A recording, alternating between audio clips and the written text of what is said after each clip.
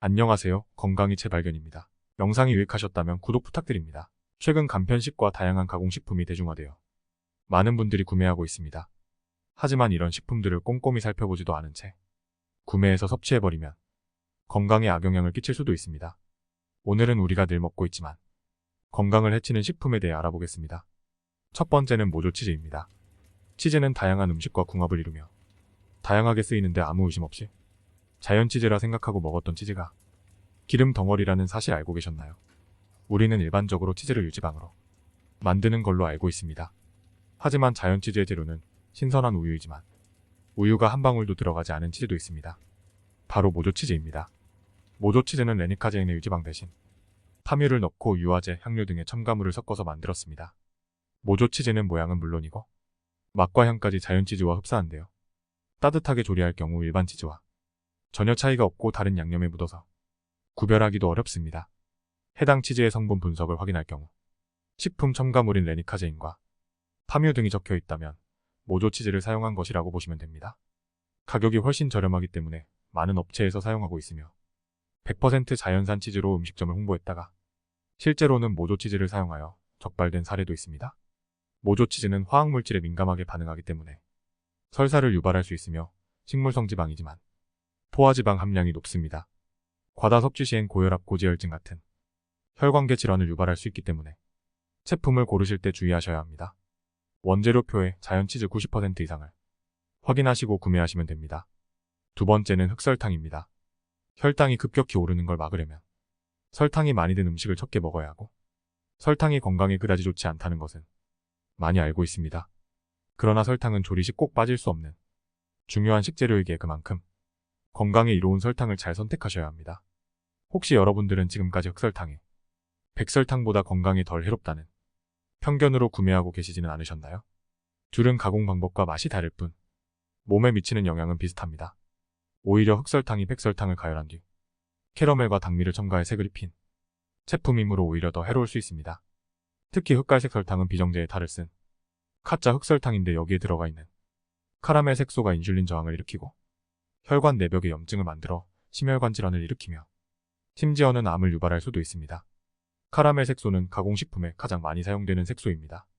카라멜 색소 제조 방법 중 암모니아 성분이 첨가되어 만들어진 카라멜 색소에서는 발암성 물질이 검출되어 논란이 된 적이 있습니다. 설탕은 보통 정제당이라고 합니다. 말 그대로 너무 깨끗이 순도를 높이다 보니 자연물질이 거의 없습니다. 쌀이나 밀보리 등은 복합적인 당분자가 결합된 복합 당질로 천천히 소화되지만 단순 당질인 설탕은 체내에 빨리 흡수되어 혈당을 급격히 상승시킵니다. 설탕에서 정제와 비정제의 차이는 건강상 이 점에서 비교할 수가 없는데요. 되도록이면 건강에 좋은 비정제 설탕으로 선택하시는 게 좋겠습니다. 외식이나 배달음식 등에서 정제당을 피하기가 쉽지 않습니다. 가정에서 요리하실 때만이라도 건강한 식재료를 선택하셔서 건강을 지키는데 도움이 되셨으면 좋겠습니다. 세 번째, 생수입니다. 안전하게 보관된 생수는 문제가 없지만 밀봉되어 있는 생수에도 발암물질이 발견될 수 있습니다. 생수는 햇빛에 오랜 시간 방치할 경우 페트병의 재질인 플라스틱이 물에 녹아들어 색과 맛이 변하거나 고온과 강한 자외선에 노출되는 야외 생수를 마시게 될 경우 발암물질인 포름알데히드와 아세트알데히드가 담겨 있을 수 있습니다. 최근 한 조사에 따르면 편의점 마트 270여 곳 중 37%가 직사광선의 생수를 그대로 보관하고 있었고 해당 생수를 추가한 후 유해물질 테스트 시 최초에는 발암물질이 검출되지 않았으나 고온의 강한 자외선 상황에서 발암물질인 경우 주로 살균 방부제에 사용되며 눈, 콧목에 자극을 주고 호흡기 장애와 심한 천식 발작을 일으킵니다. 또한 폐염증이 발생할 수 있습니다. 아세트알데히드는 자율신경계통에 영향을 주며 구토, 혈관 확장, 저혈압 같은 증상을 유발하기 때문에 각별히 주의해야 합니다. 따라서 생수를 구입할 경우엔 유통기한보다 제조일로부터 가까운 생수를 고르시는 것이 좋습니다. 네 번째는 생과일 주스입니다. 평소에 건강을 위해서 마셔왔던 과일 주스가 오히려 건강을 해치고 있다는 것이 밝혀졌습니다. 코넬 대학교의 연구팀은 약 5년간 64세의 남녀 13,440명을 대상으로 데이터를 수집한 결과 연구 기간 동안 총 1,168명이 사망했으며 그중 168명이 관상동맥 심장질환으로 사망했습니다. 분석에 따르면 과당 과일 주스를 1일 칼로리의 10% 이상을 섭취하는 사람들은 5% 이하를 섭취하는 사람들보다 관상동맥 심장증으로 사망할 위험이 44%가 더 높았으며 여러 원인으로 인한 초기 사망 위험은 14%더 높았습니다. 또한 하루 340ml 주스를 마신 사람들은 그렇지 않은 사람들보다 조기 사망 위험이 24%더 높았습니다. 이러한 이유는 주스의 과당 인슐린 저항성을 증가시키고 복부 비만을 유발하는 호르몬을 자극하기 때문이며, 인슐린 저항성이 높으면 인슐린이 너무 많이 생성되어 고혈압, 고지혈증, 심장병, 당뇨병과 같은 질병을 유발하기 때문입니다. 따라서 과일 주스보다는 본 과일을 그대로 섭취하는 것이 좋고 섭취량을 제한해야 하는 것이 좋습니다. 5번째, 가공육입니다.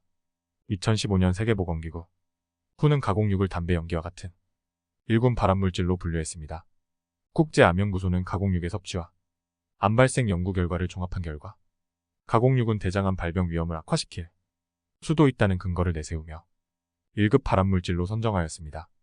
가공육에는 고기의 색지방 그리고 보존을 위한 아질산나트륨이라는 성분이 들어가는데, 이러한 성분은 단백질 속 아민이라는 성분과 만나면 강력한 발암물질이 만들어지게 됩니다. 그렇기 때문에 가공육을 섭취하는 것만으로 대장암 발병 위험이 높지는 않으나 고기 섭취량에 따라 위험도가 늘어나는 형태입니다. 매일 50g의 가공육을 먹으면 대장암, 직장암에 걸릴 위험이 18%나 증가된다고 합니다. 햄이나 소세지 가공육을 1군 발암물질이라고 하나 무조건 섭취하면 안 되는 것은 아니며 중요한 것은 섭취량과 횟수입니다. 그리고 애초에 지나치게 가공육을 섭취할 경우 암 발생 확률을 생각하지 않더라도 심혈관 질환이나 비만 등의 원인이 될 수 있기 때문에 잦은 섭취는 지양하는 것이 바람직합니다. 6번째는 밀가루입니다. 밀가루는 평균 탄수화물이 70에서 80%, 단백질이 7에서 13%로 구성된 고탄수화물 식품으로 당 지수가 높은 편입니다. 체내의 흡수가 빨라 에너지화하는 속도가 빠른데, 이때 남은 에너지는 모두 지방으로 축적되므로 밀가루 섭취가 늘면 살이 찌기 쉬우며 지방 간의 발병 위험도 역시 높아집니다. 특히 당뇨병을 유발할 수 있기 때문에 당뇨병 환자나 비만 기저질환이 있는 분들은 밀가루 섭취량을 제한을 해야 합니다. 또한 밀가루에 함유되어 있는 글루텐에는 글리아딘이라는 단백질이 있는데, 이 단백질이 장 점막을 느슨하게 만듭니다. 이렇게 장투과성이 증가하고 장 누수가 생긴다면 세균 미생물, 음식물 찌꺼기가 장에서 빠져나와 혈관으로 들어가 전신으로 퍼지게 되며 신체 곳곳에서 염증을 일으키는데, 비만, 뇌질환, 자가면, 역질환, 각종암을 발생할 수 있습니다. 그렇다고 밀가루를 안 먹을 수는 없기에 2번 섭취 분량을 한 번으로 줄이는 것이 최선인 것 같습니다. 오늘은 우리가 늘 먹고 마시지만 건강을 해치는 6가지 식품에 대해 알아보았습니다. 영상이 유익하셨다면 구독 부탁드립니다. 시청해주셔서 감사합니다. 건강하세요.